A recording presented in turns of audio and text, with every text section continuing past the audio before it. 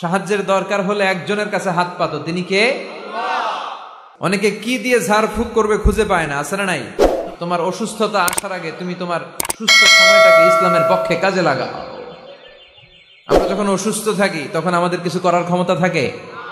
এই যে এখন আমরা সুস্থ যে রইলাম, আমাদেরকে সুস্থ রাখলো কে? এই সুস্থতার মর্যাদা যেন আমরা বুঝি। বিষ্ণু বলেছেন, ইদা ইসতাআনতা ফাসতাইন বিল্লাহ, সাহায্য চাইতে হলে আল্লাহর কাছে চাও, কিছু চাইলে আল্লাহর কাছে চাও। আপনি যেই কোনো রোগে আক্রান্ত হন না কেন। আসসালামু আলাইকুম ওয়া রাহমাতুল্লাহি ওয়া বারাকাতুহু। প্রিয় দর্শক, আমরা সকলেই কখনো না কখনো জটিল কঠিন রোগে আক্রান্ত হই, তখন আমাদের পেরেশানির আর শেষ থাকে না। কোন ডাক্তার দেখাবো, কোন ঔষধ খাবো? কিন্তু আমরা কি এটা জানি যে কোরআনুল কারিমে আল্লাহ তাআলা কিছু সূরা নাজিল করেছেন শেফা হিসাবে? আমরা যদি এই কোরআনের সূরাগুলি আমল করি, আল্লাহ পাক রব্বুল আলামিন নিজে বলেছেন, আমি এই সূরাগুলি শেফা হিসাবে দান করেছি। কোনো ব্যক্তি যদি আমল করে, আমি তার অসুখ রোগ মাফ করে দেই। তো চলুন আজকে আমরা জেনে আসি কোরআনের কোন কোন সূরাগুলি আমরা পড়ব, আমাদের অসুস্থতা হলে, আমাদের রোগ হলে আমরা কোন কোন সূরাগুলি আমল করব। তো চলুন আমরা জেনে আসি। আমাদের বিশেষজ্ঞ প্যানেলে আজকে যিনি রয়েছেন জনপ্রিয় স্কলার ডক্টর মিজানুর রহমান আজহারি, তার বক্তব্যটা আমরা শুনে আসি যে আসলেই কোন কোন সূরাগুলি আমরা রোগ হলে আমরা পড়ব। যাওয়ার আগে ছোট্ট একটি রিকোয়েস্ট, যারা আমাদের চ্যানেলটি এখনও সাবস্ক্রাইব করেন না, প্লিজ সাবস্ক্রাইব করুন। ইসলামিক নিত্য নতুন ভিডিও পেতে আমাদের সঙ্গেই থাকুন। তো চলুন আমরা ডক্টর মিজানুর রহমান আজহারির বক্তব্যটি শুনে আসি। সব রোগের জন্য কোন সূরা? চিল্লায় বলতে হবে, কোন সূরা? ফাতিহা। তোমার অসুস্থতা আসার আগে তুমি তোমার সুস্থ সময়টাকে ইসলামের পক্ষে কাজে লাগাও। আমরা যখন অসুস্থ থাকি তখন আমাদের কিছু করার ক্ষমতা থাকে? এই যে এখন আমরা সুস্থ যে রইলাম, আমাদেরকে সুস্থ রাখলো কে? এই সুস্থতার মর্যাদা যেন আমরা বুঝি। বিষ্ণু বলেছেন, ইদা ইসতাআনতা ফাসতাইন বিল্লাহ, সাহায্য চাইতে হলে আল্লাহর কাছে চাও, কিছু চাইলে আল্লাহর কাছে চাও। সাহায্যের দরকার হলে একজনের কাছে হাত পাতো, তিনি কে? অনেকে কি দিয়ে ঝাড়ফুঁক করবে খুঁজে পায় না, আছে না নাই? আপনি সূরাতুল ফাতিহা পড়ে ঝাড়ফুঁক করবেন। অসুস্থ ব্যক্তির গায়ে সূরা ফাতিহা পড়ে ফু দিলে সুস্থ করে দেয় কে? রব্বুল আলামিন বলেন, ওয়ানুনাজ্জিলু মিনাল কুরআনি মা হুয়া শিফাউ ওয়া রাহমাতুল লিল মুমিনিন ওয়া লা ইয়াজিদুয যালিমিনা ইল্লা খাসারা। আল্লাহ বললেন, আমি কোরআনের মধ্যে শিফা রেখেছি, এই আল কোরআন আল কারীমের ভেতরে আমি আল্লাহ রহমত দিয়েছি। কোরআন পড়ে ফু দিলে অসুস্থ ব্যক্তিরে সুস্থ করে দেয় কে? আপনি যেই কোনো রোগে আক্রান্ত হন না কেন, আপনি যদি সূরা ফাতিহা পড়ে ফু দেন, সুস্থ করবে কে? বিশ্বাস হয় না সন্দেহ লাগে? যাদের বিশ্বাস হয় তাদের ফুতে কাজ হয়ে যাবে, আর যাদের সন্দেহ লাগে এরা হাজারবার ফু দিলেও কোনো কাজ হবে না। বিষ্ণু ঈসা ইসলাম সূরা ফাতিহা পড়ে সাহাবাদেরকে ফু দিতেন, আবার সূরা ইখলাস, সূরা ফালাক, সূরা নাস পড়ে ফু দিতেন। মা আয়েশা যখন অসুস্থ হতেন আর এসে যখন বিষ্ণু ঈসা ইসলামের কাছে বলতেন, ইয়া রাসূলুল্লাহ আমি অসুস্থ, আপনি আমার জন্য দোয়া করেন, বিষ্ণু ঈসা ইসলাম মা আয়েশাকে সূরাতুল ইখলাস, সূরাতুল ফালাক আর সূরাতুন নাস পড়ে হাতের মধ্যে ফু দিতে বলতেন, আর বলতেন এই হাতে ফু দিয়ে তুমি হাতটা মাথা থেকে পা পর্যন্ত মাসাই করো, তোমার সুস্থ করে দিবে কে? আল্লাহ। এটার বলে তিন কুল, কুল আস-সালাসা। কি বলে? তিন কুল, সূরাতুল ইখলাস, সূরাতুল ফালাক আর একটা সূরাতুন নাস। এগুলো পড়ে ফু দিবেন, অসুস্থ ব্যক্তি সুস্থ হয়ে যাবে। আবু সাঈদ আল খুদরি রাদিয়াল্লাহু তাআলা আনহু, উনি একবার একটা সফরে বেরোলেন। উনি সফরের মধ্যে দেখলেন আরবের কিছু গোত্রের লোক এক পাশে দাঁড়িয়ে আছে, আর সবাই মিলে একজন লোককে মন্ত্র পড়ে ফু দিচ্ছে। তিনি বললেন, কি হয়েছে তোমাদের?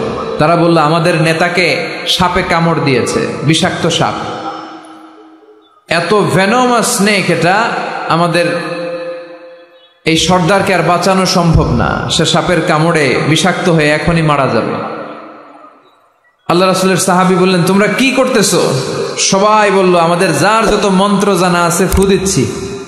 লোকজন পড়তেছে, সুমন্তর সু কালিকুত্তার গু, এরকম এদেশে পড়ে না? হ্যাঁ, তো এগুলোতে কেউ সুস্থ হয়? কথা বলেন। আল্লাহ রাসূলের সাহাবী বললেন, কোনো মন্ত্রতন্ত্রে কাজ হবে না, আমার কাছে এমন এক জিনিস জানা আছে যেটা পরে আমি ফু দিব, সুস্থ করে দিবে কে? আবু সাঈদ আল খুদরি রাদিয়াল্লাহু তাআলা আনহু গেলেন, সবাইকে সরিয়ে তিনি সূরা ফাতিহা পড়লেন। উনি এর আগে জীবনে কখনো রুকিয়া করে না, এই ঝাড়ফুঁক করে না, এই প্রথম অন টেস্ট। কি করতেছে? অন টেস্ট করতেছে। উনি সূরা ফাতিহা পড়ে ফু দেওয়ার সাথে সাথে মুহূর্তের মধ্যে অসুস্থ ব্যক্তিটা সুস্থ হয়ে যায়। এবার সাহাবীদেরকে অনেকগুলো ছাগল দেয়া হলো। শুরুতে চুক্তি ছিল যে আমাদেরকে অনেকগুলো ছাগল দিতে হবে। কোনো বর্ণনায় এসেছে 30টি, কোনো বর্ণনায় তার চেয়েও বেশি। এবার সাহাবারা ছাগল নিয়ে ফিরে আসতেছেন। পথিমধ্যে প্রচন্ড ক্ষুধা লেগেছে, কয়েকটা ছাগল জবাই করে সবাই খেলেন। এরপর মদিনায় ফিরে আসলেন। সবাই বললে যে কোরআন দিয়ে ফু দিয়ে যে ছাগল আনলাম, আবার ছাগলের গোশতও খাইলাম, এটা জায়েজ হয়েছে কিনা বিশ্বনবীর মাসালা জিজ্ঞেস করার দরকার আছে না নাই? সবাই মদিনাতে যে বিশ্বনবীর মাসালা জিজ্ঞেস করতে লাগলো, ইয়া রাসূলুল্লাহ, আমরা কোরআন দিয়ে রুকিয়া করেছি, ঝাড়ফুঁক করেছি, তার বিনিময়ে 30টা ছাগলও নিয়েছি, ছাগলের গোশতও খাইছি, এখন কি করব বলেন? বিশ্বনবী বললেন, কিছু করা লাগবে না, আরো খাও, খাও, কোনো সমস্যা নাই, কারণ তোমরা কোরআনের দাম বাড়ায় দিছো, এটা জায়েজ হয়েছে। আর তোমরা ভাগ বটোয়ারা করে ছাগল নেওয়ার পরে ছাগলের গোশত কিছু থাকলে আমারও দিও। সুবহানাল্লাহ পড়বেন না? সূরাতুল ফাতিহা এটাকে বলে সূরাতুর রুকিয়া, সূরাতুশ শিফা। পৃথিবীর অনেক দেশে, মুসলিম দেশে, ওখানে আমি দেখেছি রুকিয়া সেন্টার আছে। কি সেন্টার? আর আমগো দেশে আছে কবিরাজির সেন্টার। কথা কন, আমগো দেশে কি সেন্টার? কবিরাজির সেন্টার। আপনাদের চকরিয়া আছে? কি দিয়ে করে এগুলা? হ্যাঁ, গাছের পাতা টাতা, হ্যাঁ, গাছের ঔষধি গুণ সমৃদ্ধ বনাজি যেই গাছ আছে ওগুলোর ভেতর থেকে শিফা নেওয়া যাবে, সমস্যা নাই। কিন্তু ব্যাঙের ঠ্যাং, টিকটিকির লেজ আছে না নাই, এগুলো দিয়ে মন্ত্রতন্ত্র পরে তাবিজ দেয়, এগুলো নেওয়া যাবে? তাবিজ ঝুলানো শিরক, তাবিজ ঝুলানো শিরক। কোরআনের আয়াত দিয়ে তাবিজ দিলে কি হবে? ইখতিলাফ আছে। কেউ বলেছে কোরআনের আয়াত দিয়ে হলে জায়েজ, কিন্তু শক্ত যে মতামতটা, অথেন্টিক যেই অপিনিয়ন, সেটা হচ্ছে না, আপনি তাবিজ ঝুলাবেন না, কারণ বিশ্বনবী ঝুলায় নাই, আপনি রুকিয়া করবেন। তো পৃথিবীর অনেক দেশে তাদের ওখানে আছে রুকিয়া সেন্টার, আমগো দেশে আছে কবিরাজ সেন্টার। এগুলো না করে আপনারা রুকিয়া সেন্টার করবেন। বিশ্বনবীর শিখানো যতগুলো পদ্ধতি আছে সবগুলোর ভেতরে বরকত আছে না নাই? বিশ্বনবী বলতেন তোমরা কালিজিরা খাও, হাব্বাতুস সাউদা, শিফাউন মিন কুল্লি দা ইল্লা সাম। বিশ্বনবী বলতেন মৃত্যু ছাড়া এই কালিজিরা সব রোগের ঔষধ। এই কালিজিরা শুধু একটা রোগকে ভালো করতে পারে না, এই রোগটার নাম মৃত্যু। এটার কোনো চিকিৎসা আছে না। এরপর বিশ্বনবী মধু খাইতে বলতেন। মধু কোরআনে বলা হয়েছে ফিহি শিফাউন লিন্নাস, মধুর ভেতরে মুমিনদের জন্য আছে রেমেডি, শিফা। আপনি মধু খাবেন, আপনারা সুস্থ করে দিবে কে? তো এজন্য বিশ্বনবীর শেখানো সবগুলো জিনিসের ভেতরে বারাকা। বিশ্বনবী সিঙ্গা লাগাতেন। কি লাগাতেন? আরবিতে এটাকে বলে হেজামা। পৃথিবীর অনেক দেশে হেজামা সেন্টার আছে। কি সেন্টার? হিজামা সেন্টার। এই কাপিং বলে এটাকে, প্লাস্টিকের কাপিং লাগায়, দেহের ভেতরে যে দূষিত রক্তগুলো আছে, যেখানে পেইন হয়, ব্যথা হয়, টেনে এই দূষিত রক্তটা বের করে দিবে আর আপনারা সুস্থ করে দিবে কে? বিশ্বনবী এই কাপিং করতেন। আমাদের বাংলাদেশেও অনেক ওই যে সাপের খেলা দেখায় যে মহিলারা, এরাও এগুলা করে উল্টা পাল্টা। এরা গান বানায়, কয় পক্ষ আয় যোক্ষ আয়, সিঙ্গা লাগায়, সাপের খেলা দেখায়, আছে না নাই? এই সাপের খেলা দেখাবে, পক্ষ আয় যোক্ষ আয় বলবে, আসলে কিছুই বের করতে পারে না। বিশ্বনবীর শিখানো যতগুলো পদ্ধতি আছে আমরা সেগুলো মানবো, ওগুলোর ভেতরে বরকত দিয়েছে কে? এখন গোটা বিশ্বের বিভিন্ন জায়গায় বিশ্বনবীর এই হেজামা, সিঙ্গা লাগানোটা, এটা ল্যাবরেটরিক্যালি প্রুভড হয়েছে যেটা স্বাস্থ্যকর।